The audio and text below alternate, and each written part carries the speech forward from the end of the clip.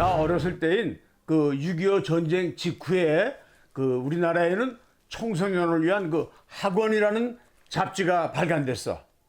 이것은 1955년 창간 3주년 기념 잡지 학원이고, 이것은 그 이듬해인 56년에 나온 잡지야. 그런데 이 잡지 속에 그 당시 그 일본과 한국에서 크게 활약을 하셨던 김용환 화백이라는 분이 거기에 전쟁도를 종종 올려주셨어. 아주 세밀한 그림으로. 그런데 그 안에는 거북선 그림도 여러 번 나왔거든. 그래서 나는 호기심에 그런 그림들을 모아가지고 가지고 있었어. 그런데 그분이 어떻게 이렇게 그 거북선 구조에 대해서 남다르게 알고 계셨나 했더니, 나중에 상당히 내가 성장한 뒤에 알고 보니까 그분이 그 일본에 계실 때 한국에 없던 그 일본에만 있는 거북선 그림 자료들을 많이 섭렵을 하셨던 거라고. 이제 그런 그 호기심의 영향으로 나도 자라서 해군에도 또 가게 됐고, 해군에 가서 내가 그 미술대학생으로서 그 군함 구조에 대해서 연구를 하다 보니까 또 그때 마침 읽은 그 추무공 이순신 책을 해서 거북선 구조에 관심을 가지고, 그래서 거북선 구조에 관심을 갖다가 내가 그 2019년에 이렇게 진짜 싸울 수 있는 거북선을 출간하게 됐던 거지. 그리고 오늘은 여러분들과 같이 이렇게 유튜브로 18번째 오늘로, 즉 거북선이 충파를 했다고? 이런 희한한 제목으로 여러분과 같이 우리 생각을 나누게 될 수 있게 됐어. 흔히 여러분들 이런 거 많이 봤지. 거북선이 그냥 닥치는 대로 일본 군선들을 그냥 좌충우돌하면서 그냥 들이받고 그러고 침몰시켰다고. 그래서 그 영화나 드라마를 보면은 흔히 거북선이 들이받는 장면들이 나와. 그런 들이받는 걸 충파 공격이라고 하는데, 그런데 보면 말이야, 들이받아도 정면으로 서로 들이받대? 뒤에 다시 설명하겠지만 이건 말도 안 되는 거야.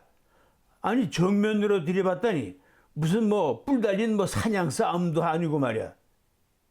그런데 우리나라 그 각처에 있는 그 임진왜란을 소재로 한 그림 중에서 그 이순신 장군의 그 전투 장면을 보면은 하나같이 그렇게 되어 있어.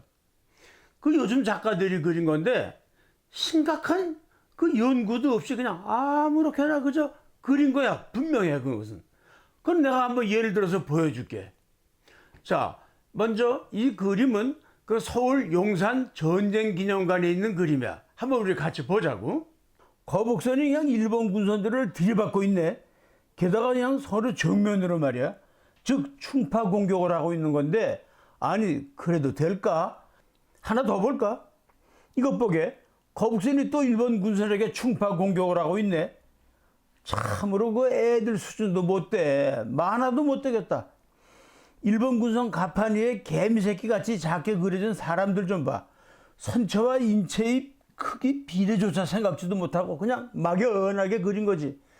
이런 크기의 사람 비례라면 일본 군선이나 거북선은 지금의 유조선이나 컨테이너 선만한 크기래야 돼.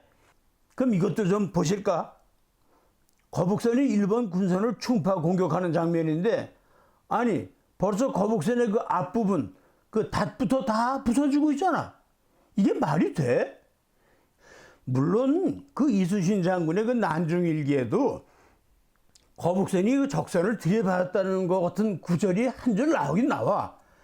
임진년 즉 1592년 6월 2일에 있었던 그 1차 당포해전 때의 기록인데, 당포는 즉 지금의 그 통영 앞바다지. 그 당시의 기록을 한번 보자고. 그래서 먼저 거북선이 충루선을 곧장 충하러 들어가면서 이런 말이 나오긴 나와.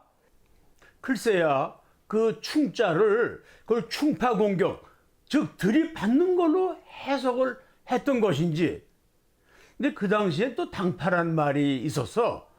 그 당파란 당은 그 당구 칠 때처럼 이렇게 때리는 거거든. 즉 적을 때려 부신, 무엇으로 부셨건 간에 때려 부신 방법을 당파라고 그랬거든. 그래서 이제 이런 오해들이 생긴 게 아닌가 이렇게 생각해. 이건 나의 그 해군 수병 시절의 경험이야. 그 오랜 기간 동안 바다에서 항해하다 보면은 그 어떤 물품들을 그 조달받아야 될 때가 있어. 그럴 때 이제 그 우리 군함끼리 서로 만나서 이렇게 배를 붙이거든. 그렇게 살살 두 군함이 이렇게 붙여도 그 닿는 순간에는 양쪽 배에서 딩 하고 그 충격이 대단해. 그러니 만약에 이것이 좀 더 잘못해서 세 개 붙으셨다면 큰일 나는 거지. 참 그렇게 이제 우리가 바다를 경비하다 보면은 수상한 선박들이 발견돼. 그러면 우리도 경계태세에 갇힌 다음에 발광신호를 보내. 와라 접선해. 그래가지고 그 배가 이제 다가오게 되지. 이제 이것이 내가 이제 찍은 사진이야. 그 당시에. 이렇게 경비 항해를 계속하다 보면은 때로는 어선이 구조 요청을 해오는 수가 있어. 가령 급한 환자가 발생했다든지 했을 때. 그러면 우리 군하면은 의무실도 있고 군의관도 있고 위생 중사도 있고 나 같은 위생병도 있잖아. 웬만한 수술도 한다고. 그래서 그 어선들이 우리 군함에 배를 대야 되는데 이게 파도에 밀려서 떠밀려 부딪힐까 봐 얼마나 조심하는지 몰라. 이건 내가 그린 그림이야. 포경선하고 지금 그 해상 계류를 시도하는 중이야. 임진왜란이 난 그 이듬해 1593년 2월이야. 그때 그 웅포, 지금의 그 경상남도 창원시 그 앞바다, 거기에서 우리 이순신 장군의 함대가 용감하게 그 일본 수군들을 무찔렀는데, 그만 그 우리 아군의 배길이 부딪혀가지고 전복되는 사고가 생긴 거야. 얼마나 아까우냐고. 이순신 장군께서 평소에도 그 배길이 부딪히는 걸 얼마나 조심시켰는지 몰라. 그런데 우리나라 해전도를 보면은 하나같이 그 파도가 치는 속에서 전투들을 하더라고요. 아니야. 이순신 장군 함대고 일본 함대고 파도가 치는 날은 전투를 안 했어. 배가 컨트롤이 돼야지 전투군 보고 할 거 아닌가. 그건 현대에서도 마찬가지야. 이건 1969년 남중국해 해상에서 있었던 일인데 기동훈련 중 미국 구축함이 호주 항공모함하고 부딪혔네. 그리고 두 동강이 났어. 이것이 그 당시 그 신문 기사인데 내가 그 다 연구 자료니까 수집해 뒀던 거지. 이렇게 보다시피 강철로 된 군함도 부딪혔다 가면 두 동강이 나는 수가 있어. 2010년 10월에는 이런 황당한 일이 있었어. 그 불법 조업하는 중국 배가 우리 경비정을 들여받았네. 그래갖고 침몰시켰어. 나쁜 놈들. 2017년 6월 17일 일본 근해에서 미 해군 이지스함이 필리핀 컨테이너선하고 충돌을 했네. 망신살이 뻗친 거지. 원래 고대로부터 그 해전에 충파 전법이 있었어. 우리 소년 시절인 1959년 제작된 참 대단한 영화, 70mm 대형 영화 벤허, 여러분들도 아마 다 봤을 거야. 나는 그 서울 대한극장에서 봤어. 거기 보면 그 그리스도 예수 당시의 유대 귀족 벤허가 정치범으로 몰려서 그 노예가 되어 노를 젓고 있던 그 로마 군선이 적의 충파 공격을 받지. 당시 군선들은 그 3단 노선이라고 해서 노수를 3단으로 앉히고 180여 개나 되는 그 노를 저어서 고속으로 전진해서 적의 군선의 옆구리 바로 수면 아래를 들이받아가지고 구멍을 내어 침수시키는 전술이 있었어. 그렇게 충파 공격을 받으면은 그리로 바닷물이 쏟아져 들어오면서 거기서 노를 젓던 노예들이고 뭐고 난리가 나는 거지. 침수가 되니까. 그렇게 되니까 배는 기능 마비가 되는 거지. 그렇게 무시무시한 그 충파 공격을 하는 배들은 그 목적에 맞춰서 선체 디자인부터 다른 거야. 한번 보시라고. 일반 배들은 이렇게 역사다리꼴로 생겼지. 그래서 설령 다른 배들이 들이받는다고 해도 이렇게밖에 안 돼. 자, 자기 배도 파괴되고 말어. 이렇게 그 충파가 목적인 배들은 기존의 배들이 이렇게 역사다리꼴로 생겼음에 반해서 이렇게 뒤집은 모양으로 즉 사다리꼴로 생겼어. 그래야 가서 들이받을 수 있는 거거든. 그리고 맨 앞에는 충각이라고 해서 수면 약간 밑에 적외배에 구멍을 내기 위한 그 받는 뿔이 있었어. 고속으로 달려가서 그걸로 들이받는 거지. 그 뿔 부분을 노쇠로 보강됐고 말이야. 이렇게 그 이 해전에서의 그 충파 공격술은 이미 기원 전에 서양에서는 발전돼 있었어. 이건 턱에 그려진 충각이 달린 3단 노선 그림이야. 잘 봐요. 여기 충각이 있지. 이 그림을 봐요. 이렇게 페니키아와 그리스 전선에 충각이 달려 있었어. 이건 그리스의 3단 노선 그림이야. 우선 노가 몇 개야? 180개도 넘어. 내가 쉬어봤어. 앞에 충각이 보이지? 무시무시한 거지. 이건 5세기 비잔틴 시대의 충각이 달린 전선의 그림이야. 어때? 귀엽게 그렸지? 허나 귀엽긴 이거 무시무시한 장치지. 1987년 그리스 해군이 복원한 그 3단 노선 올림피아스 호야. 봐, 앞에 충각이 있지? 노쇠로 되어 있네.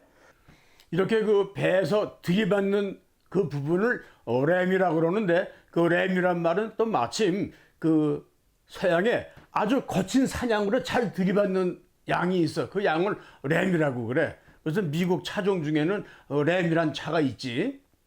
그런데 그 목선에서 철갑선으로, 즉 현대 군함으로 진화하는 과정 중에서 그 배들도 충각 기능을 가지고 있었어. 즉 이 사진은 1872년에 그 프랑스 철갑함인데, 봐, 선수가 그 충각 공격이 가능하게 생겼지. 그건 그 당시 새로 개발된 철갑선에 그 대포가 상당히 무력했어. 그러니까는 그걸 여차시에는 그냥 받아서라도 이기려고 그 배를 그 충각형으로 디자인을 했던 거지. 그리고 이것은 그 노일 전쟁 때 일본이 그 기록 그림인데, 잘 봐요. 이 사진 속에 그 노일 전쟁 때 군함들을 보라고. 충각 공격이 가능하게 설계된 구조지. 1905년 그 러일 전쟁 때, 그때 우리 대한해협에서 러시아와 일본 함대가 맞붙었는데, 나는 그때 맞붙었던 일본 군함을 가서 눈으로 봤어. 일본 도쿄 남쪽 76km 거리에 있는 항구 도시 요코수카에 가면 그 미카사라고 하는 옛 군함이 있어. 여러분도 이제 가보게 될 거야. 이렇게 생겼어. 봐, 충각 공격형으로 설계됐지?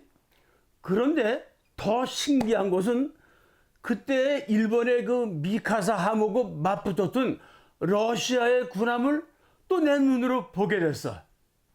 그 러시아의 그 상트페테르부르크에서인데, 이 군함이 우리 근해에 와서 일본 미사카하고 해전을 벌였다 이거지. 아, 혹시 이 사진을 잘 보면서 이런 걸 느꼈는지? 근데 왜 일본 군함이 어떻게 러시아 군함하고 충각 장치 등 그 디자인이 비슷하지? 그건 일본이 이 군함을 영국에 주문했기 때문이야. 즉 영국제 군함이거든. 유럽 스타일이지. 그럼 이제 이쯤에서 여러분들이 다 이제 짐작했겠듯이 우리 거북선에는 충각이 없었어. 그런데도 그 영화나 드라마나 다큐를 보면은 그냥 우리 거북선은 가서 그냥 정면들을 막 들이받더라고. 우선 거북선의 측면들을 잘 봐요. 이런 구조로 된 거북선이 어떻게 상대편 전선을 들이받을 수가 있나. 그랬다간 뭐 거북선과 닷과 용대가리부터 다 부서지게.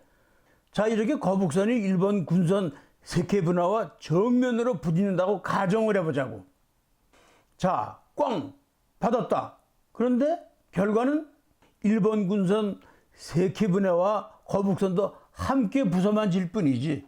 피장파장이야. 설령 원래의 그 고대 그리스 로마 충파 방식으로 일본 군선의 옆구리를 받았다 치자. 그래도 치명적인 타격은커녕 거북선도 부서져. 이 경우는 거북선에다 충각을 붙여놨어. 즉 그리스 로마 그 3단 노선식으로 앞에 충각이 삐죽이 나와 있는 거야. 그래, 그래도 거북선은 충파를 했다 치자. 그러려면 거북선이 상당히 고속을 내야 되거든. 여러분도 알다시피 물리학에서 힘은 속도에 비례하잖아. 그렇기 때문에 그리스 로마 군선들은 노가 180개 그걸 전속력으로 달려가서 들이받았는데 그때의 속도가 대충 7노트 정도였다고 그래. 자, 거북선은 충파와 관계가 없지만 그 거북선의 속도에 관해서 한번 알아보자 이거야. 그 우리나라 그 모형이나 복원 거북선들에 가면 그 제원들이 붙어져 있는데 거기 보니까 시속 30노트였대네. 30노트면 대충 시속 60km. 와, 이렇게 황당할 수가 있나? 시속 60km짜리 배는 현대 군함이 달리는 속도야. 그걸 어떻게 노 몇 개 져서 가는 거북선이 시속 60km로 가나? 또 하나 보자고. 이건 시속 13노트네. 그러니까 앞에 나온 30노트보다는 좀 구라가 좀 덜 심해서 좋긴 좋은데 이거 13노트면은 시속 26km야. 이게 어떤 속도인지를 모르고 이렇게 써놨더라고. 그 내가 해군 수병으로 처음 승조했던 그 호위 통제함이 그 순항 속도가 7노트였다고. 그 전투 속도가 14노트였어. 근데 노 몇 개를 저어서 가는 거북선이 13노트라? 말이 되나? 말이. 하나 더 보자고. 이건 남해 노량 거북선 안에 있는 것인데 최대 속력이 6노트라고 했구만. 위의 것들보다는 좀 현실적이긴 해서 다행이지만 이것도 너무 빠른 거야. 우리나라는 지금 제트 전투기도 자체 개발해갖고 이제 수출을 할 나라야. 이런 과학 대한민국이 어떻게 이렇게 문화재 복원에서는 이렇게 이 지경인지 모르겠어.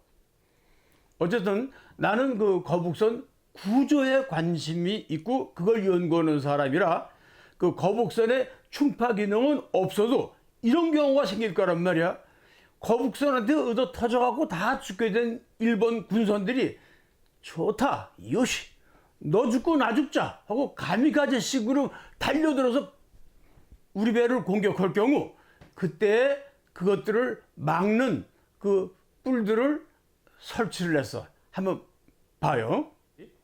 자, 이렇게 거북선에는 충파 기능이 없었어. 그거는 동양과 서양 그리고 시대를 달리해서 해전 양상이 달랐을 뿐이지 오히려 우리 거북선이야말로 동아시아에서 화포를 주무기로 한 전투를 개발한 나라라고. 아주 우리 거북선은 그런 의미에서 돌격선으로 자랑스러운 배라고. 자, 이렇게 오늘 그 거북선이 그 충파를 했다고 라는 그 제목으로 여러분과 같이 이야기를 잘 나눴어요. 자, 그러면 다음번 더 연구해서 여러분한테 이야기하기로 하고 다음 시간에 또 봐요. 여러분 시청해주셔서 정말 고마워요.